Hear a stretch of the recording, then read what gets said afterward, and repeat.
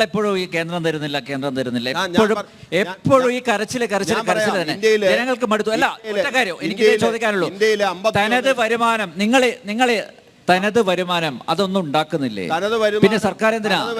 ഇന്ത്യയിൽ 25 സ്റ്റേറ്റിൽ ഏറ്റവും കൂടുതൽ ഇൻക്രീസ് ചെയ്തിട്ടുള്ള കേരളത്തിലാണ്. കേരളത്തിന്റെ തനത് വരുമാനം 82, എന്നിട്ടാണോ സാമ്പത്തിക പ്രതിസന്ധി? കേരളത്തിന്റെ തനത് വരുമാനം 82% വരെ വന്നു എന്നുള്ളത് നീതി ആയോഗ് പറഞ്ഞത്. അങ്ങനെ വന്നപ്പോൾ ഞങ്ങൾക്കുള്ള വിഹിതം 18% കുറച്ചു.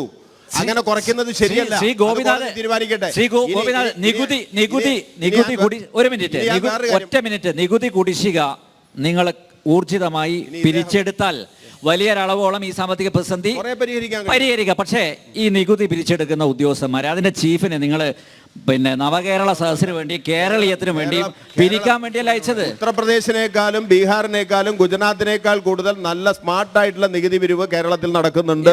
എന്നിട്ട് പിന്നെ ഇഷ്ടം പോലെ നടക്കുന്നുണ്ട്. ഇനി ഞാനൊരു കാര്യം പറയാം. ഇനി ഒരു കാര്യം ഞാൻ പറയാം. ഇനി ഒരു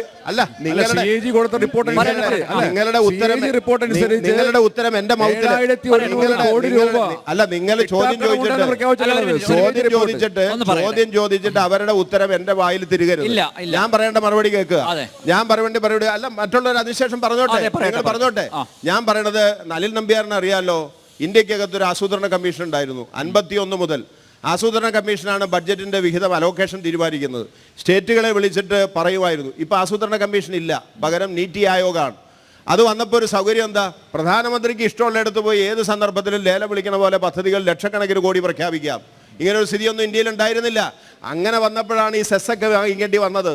അല്ല, പ്രഖ്യാപിച്ച പദ്ധതികളൊക്കെ മുന്നോട്ട് പോയില്ലെങ്കിൽ നിങ്ങൾ സാറാമ്മച്ചാടത്തിമാരെ കൊണ്ടുവരില്ലേ?